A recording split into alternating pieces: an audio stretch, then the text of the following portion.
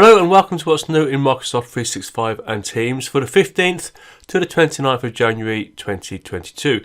Fairly quick one this week. We're going to cover our Forms, OneDrive, Outlook, SharePoint, Stream, Teams and a few updates from around Microsoft 365. The icons at the bottom, you'll see those later in the session. The tick tells you that thing is available now. The little Z's of the clock, that's something that's been snoozed or delayed. The little icon with the byte out of it, that's a bite-sized update, just a small quick update. And the telescope is for the ones to watch, ones which are a little bit further out, but I just want to mention them to you now. As always guys, I would ask you to like and subscribe if you're watching this on YouTube. It makes a big difference to the channel just getting surfaced for other people to be able to benefit from the updates. Okay, so let's get started with Forms. So this one is it's a bit strange. This is the Microsoft Forms functionality for polls appearing in Teams as polls rather than forms. So it's almost getting rebranded as polls because that's the functionality, that's the Forms functionality that you get in Teams. Now, bizarrely, at the moment, when you're in a meeting, you add forms and you see the little the icon that you see now, and it's called Forms. But when you add it and you add a poll, then it's called polls. Then, so it's almost like they've half done this, but they're putting it on hold maybe for the actual name change of that part of the app. So when I have no doubt this will come back, and when it does, I'll update you. But for now, that is on hold. This update, so you can now have up to 5 million responses per form or quiz. That's due early March into April. So when I was telling people about this this week, it didn't matter that you could have 5 million responses. They were never going to touch that. But what did matter is the increase from the existing limit, which is 50,000. So the organisation that I do work with, they have more than 50,000 members of staff.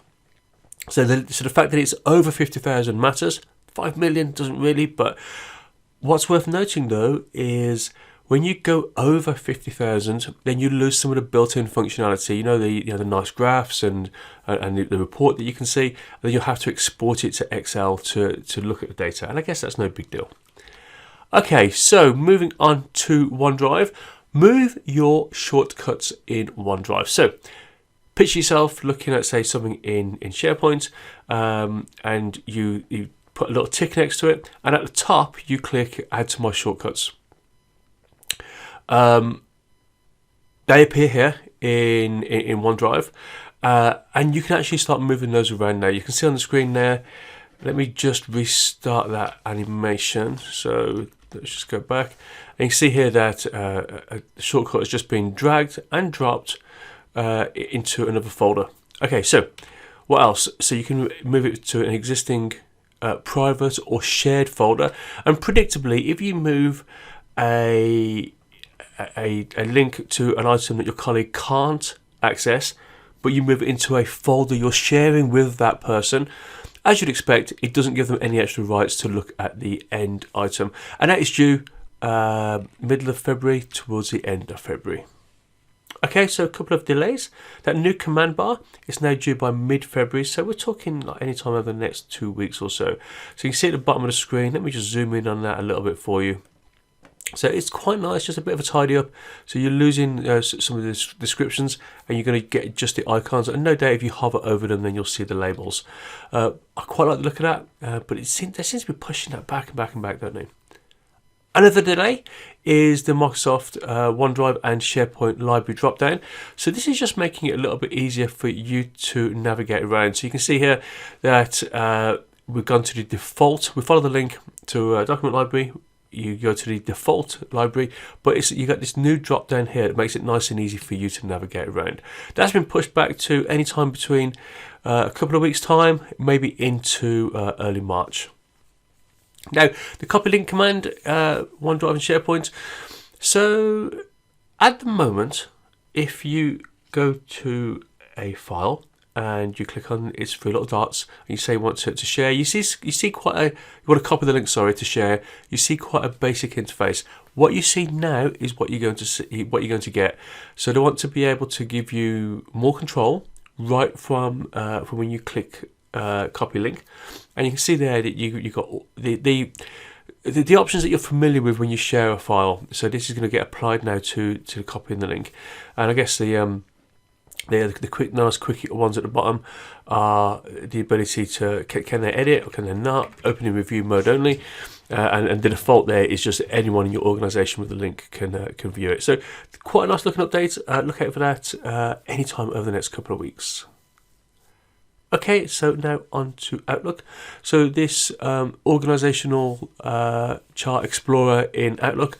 So it just provides in Outlook. So this is, let me just zoom in on this as well actually. This is the new experience, isn't it? So you can see here that we've got these the entry to your email, your calendar, your contacts, tasks, and we're going to get this new one here for the org chart. Oops, for the org chart. So look out for that early February into April for users who've got the coming soon toggle. So on the top right hand corner in Outlook, some people will get the little coming soon icon, a little slider. If you turn it on, then you'll see this new experience, and if you don't like it, you can just slide it back. So look out for two things: the coming soon toggle and then this new bit of functionality. Okay, on to beloved SharePoint. Here's an update for you folk who create sites. So this has been delayed a little bit, this new site experience, and I can't remember how long ago I showed you this actually. It's been a while, hasn't it? So it's just going to be tried to be more helpful. You can see here that it's showing you, oops, a bit clicky to the outline. So you see here that it's just making it easier for you to understand which type of site you're creating. Now, if you're a seasoned SharePoint person, this is not for you, is it?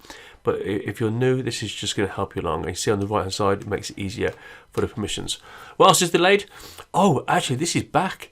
So I told you some time ago about, in SharePoint, the lists icon being added to this control on the left hand side, top left hand side, this navigation bar.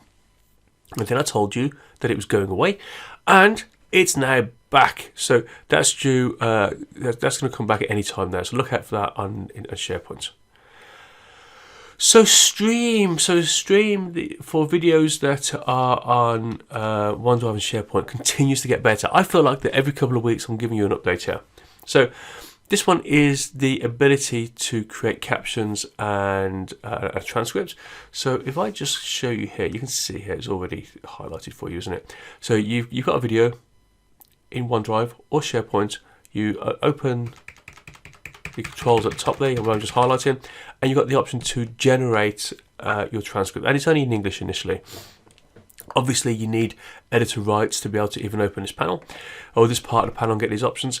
Now, it would appear either as closed captions over the video or as a transcript on the right hand side, due early to late April.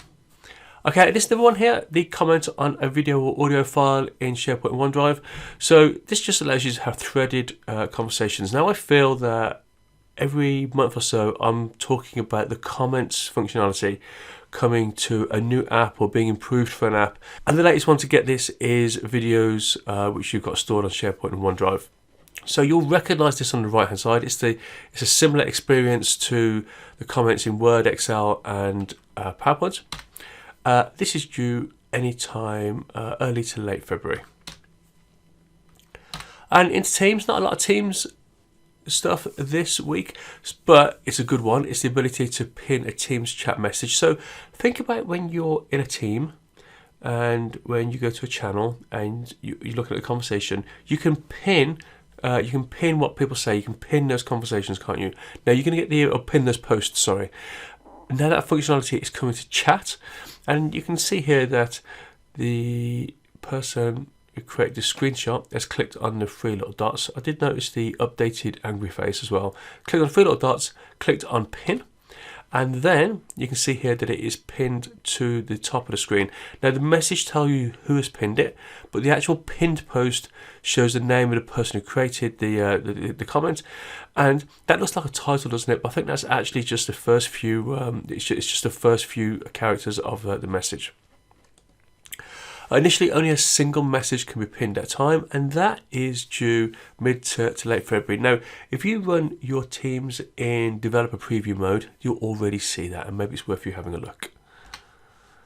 Oh, interesting about that as well. When I've been talking to this about people, we did talk about what would happen if we have a group chat and we pin something up here, and then we add someone new to the chat and they don't have access to the history. Will they still see that pin at the top? If they do, what will happen when they click it? Do they automatically get access to the pin stuff? So it'll be interesting to see how that shakes out. I don't know the answer off the top of my head, but definitely worth a look once it comes out. Okay, so what's going on around Microsoft 365?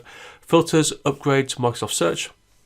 So the sort of filters that you're used to, the file tab, last modified, the author, they're just getting moved from over on the right hand side to where you're looking, and you can see them here just above the results. That's due mid to late January. So I'm trying to think. Actually, yeah, that has come out. I checked that a few days ago, and that is available already. So just a quick reminder of how that looks. Go and check that out. When you look at it, you'll question what has changed, because it looks like it should always have been there, and it feels like quite a subtle change. So this is a bit niche, and this probably won't apply to many of you, but when people like me look at updates, we get it in this kind of format here. That's the top of the page, and it's not particularly pleasant read the way it's laid out, but it's useful and it's functional. Now, what's new is it's going to tell us how many people are using that application in your organization. And the reason that this matters is it means that your organization can see how many people are using Teams, how many people are using Outlook, or whatever is being affected by the change. And it means that if an application's hardly used, maybe they'll make less noise about it, or if it's really popular, then at a glance they can see it's really popular, and they know to maybe spend a bit more time talking about a change because it affects more people. That's due late January to mid-February, and hopefully it just means your organisation can provide a better service to you. This has been around for a while, hasn't it? Power App's ability to display images from Microsoft lists. It's been pushed back again and is now due early to mid-March. Okay, so quick note here about a blog post that I put up. What is the message length limit for Microsoft Teams chat?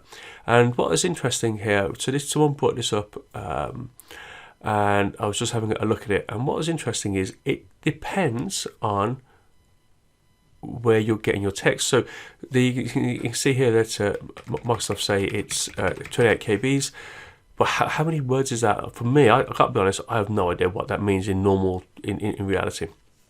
Now, what I found is that if I was cutting and pasting, I could get around 3 pages of Word, or 1460 words, or 7,870 characters. That's cutting and pasting.